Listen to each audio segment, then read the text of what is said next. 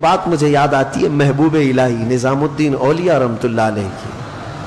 کیا آپ سے ایک مرید نے پوچھا کہ حضور کبھی کبھی گناہ کرنے کی اجازت تو ہونی چاہیے, کبھی کبھار گناہ کرنے کی اجازت دی جائے.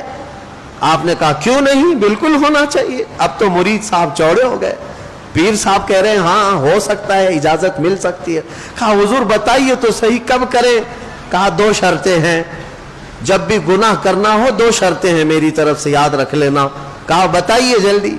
محبوب الہی نے فرمایا جب کبھی گناہ کرنے کا ارادہ ہوا تو اللہ کی سلطنت سے باہر جا کے کرنا, ایسی جگہ جانا جہاں اللہ کی سلطنت نہ ہو, وہاں جا کے گناہ کرو. ایک شرط یہ ہے.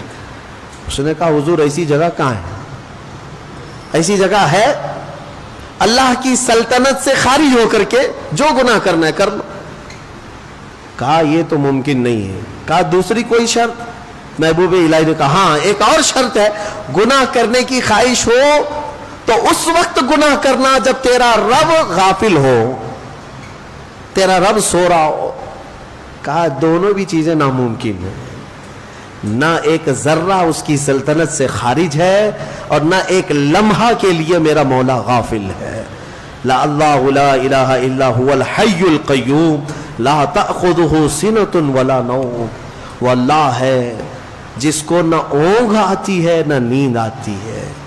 مولا تعالیٰ ایک لمحے کے لیے بھی غافل نہیں تم سے. تب پھر اس نے کہا کہ حضور یہ دونوں ناممکن ہے. تو محبوب الہی نے فرمایا تو پھر شرم آنی چاہیے کہ اسی کی سلطنت میں, اسی کی زمین پر, اسی کا کھا کر اسی کے سامنے گناہ کرے. اس سے بڑی بے باکی کیا ہو سکتی ہے, اس سے بڑی بے باکی کیا ہے. پھر بھی وہ مولا رحیم ہے کہ تمہارے عیبوں کو چھپاتا ہی رہتا ہے, جلدی پکڑ نہیں کرتا, فوراً عذاب نازل نہیں کرتا. اب آؤ میں تمہیں پچے کی بات بتانے جا رہا ہوں.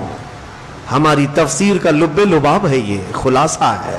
عذابات تو بہت آئے, عذابوں نے ہلاک کر دیا, زمین کو اٹھا کر کے پلٹ دیا گیا ہے قوم سمود پر, قوم صدوم پر زمین اٹھائی گئی تھی.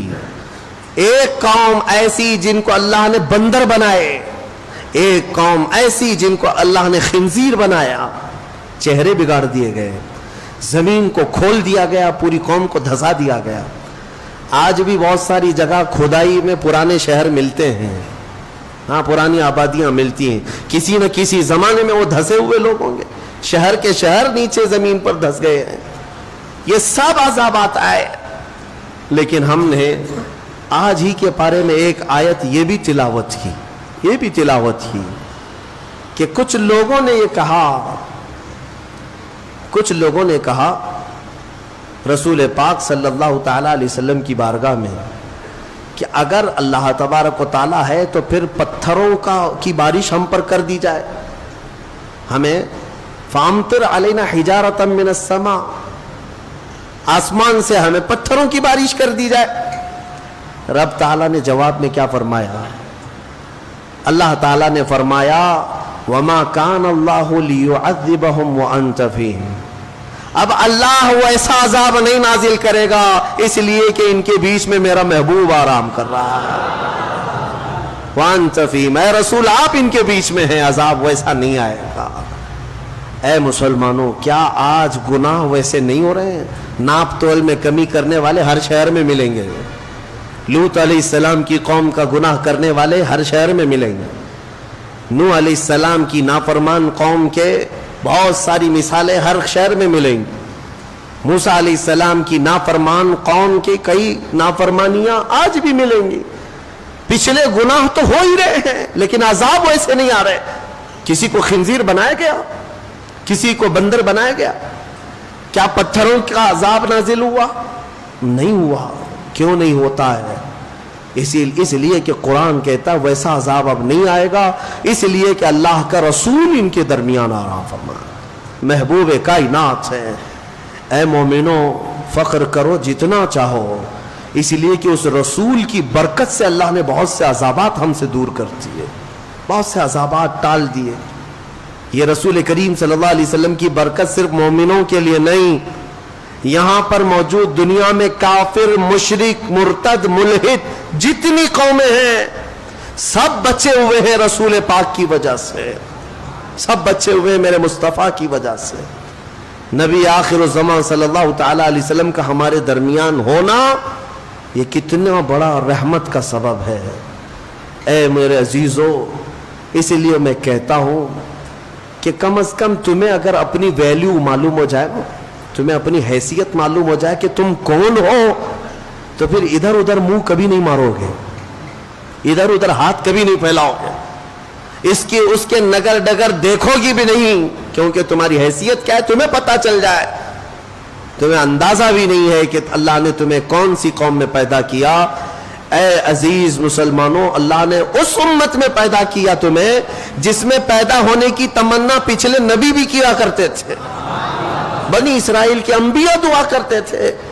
تم کو بغیر مانگے اللہ نے اس امت میں پیدا کیا، مانگ کے آئے تھے دنیا میں، بغیر مانگے پیدا کیا ہے۔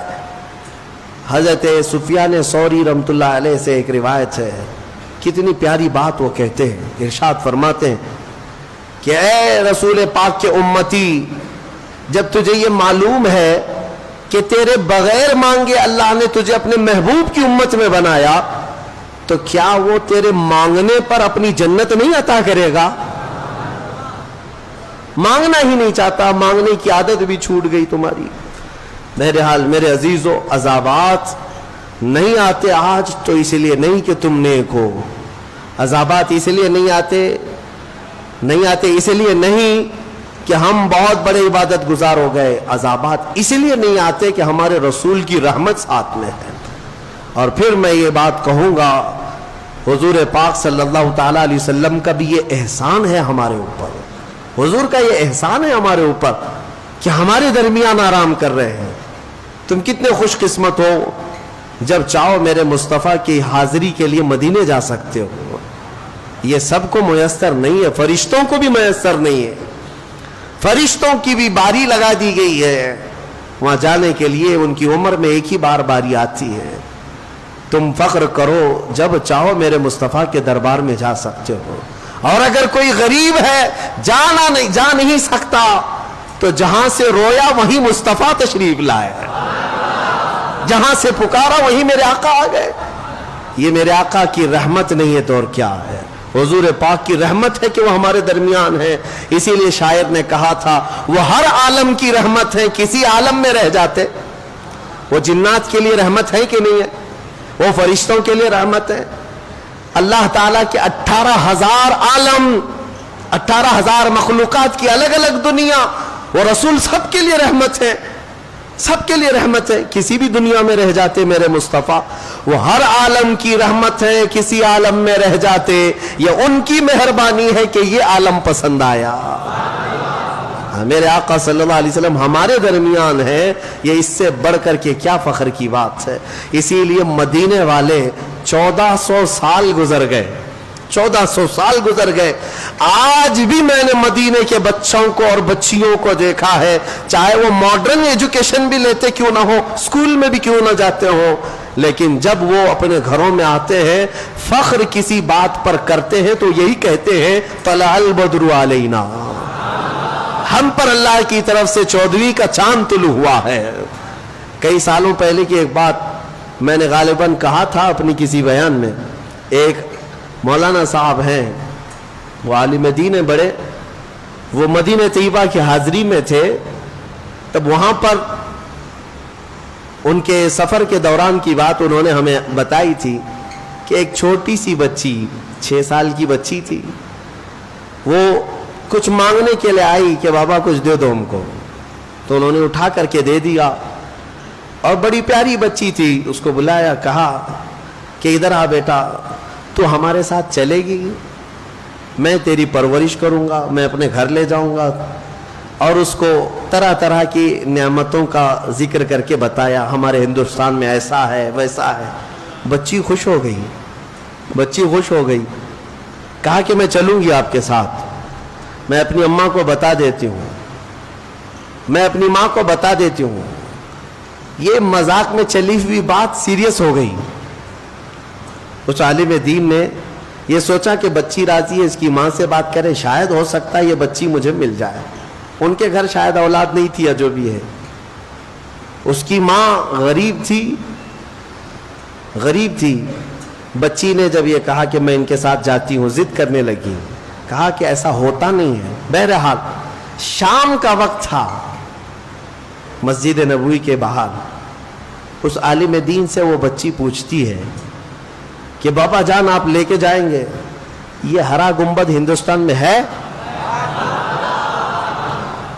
جہاں آپ لے جاؤ گے یہ گنبد ہے؟ اس عالم دین نے کہا بیٹا یہ ایک ہی ہے، کہیں اور نہیں ملے گا، یہ یہی ہے. تب وہ ہاتھ جھٹک کر کے بھاگتی ہے، کہتی ہے میں یہاں سے کہیں نہیں جا سکتی، اگر یہ ہے تو آؤں گی، نہیں تو نہیں آؤں گی. 6 سال کی بچی کا یہ جذبہ ہے. وہ میرے مصطفیٰ کے قدموں سے جدا ہونا آج بھی نہیں پسند کرتے. میرے عزیزوں میں تمہیں یہی بتانا چاہتا ہوں، اگر ہمارے پاس فخر کی سب سے بڑی کوئی چیز ہے تو وہ نسبت مصطفیٰ ہے. میرے آقا ہمارے ساتھ ہے، حضور پاک صلی اللہ علیہ وسلم کی محبت ہمارے ساتھ ہے. یہی چیز تو آج تک ہمیں عذابوں سے بچا رکھی ہے. اور میں اکثر اس بات کو گنگنایا بھی کرتا ہوں. اعلیٰ حضرت فاضل بریلوی رضی اللہ تعالیٰ عنہ نے ہمیں یہ سکھایا بھی تھا، خوف نہ رکھ رضا ذرا، تو ہے عبد مصطفیٰ. مصطفیٰ کا جب تو غلام ہے تو ڈرتا کیوں ہے؟ کس سے ڈرتا ہے؟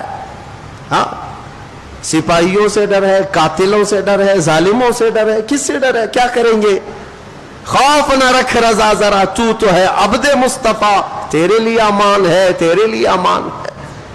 اور پھر ہم تو یہی کہتے ہیں، ڈھونڈا ہی کرے صدر قیامت کے سپاہی، وہ کس کو ملے جو تیرے دامن میں چھپا ہو. میرے آقا صلی اللہ تعالیٰ علیہ وسلم کی طرف آ جاؤ، ان کے قدموں میں رہنے میں فخر محسوس کرو، اللہ ہر عذاب سے محفوظ رکھے گا.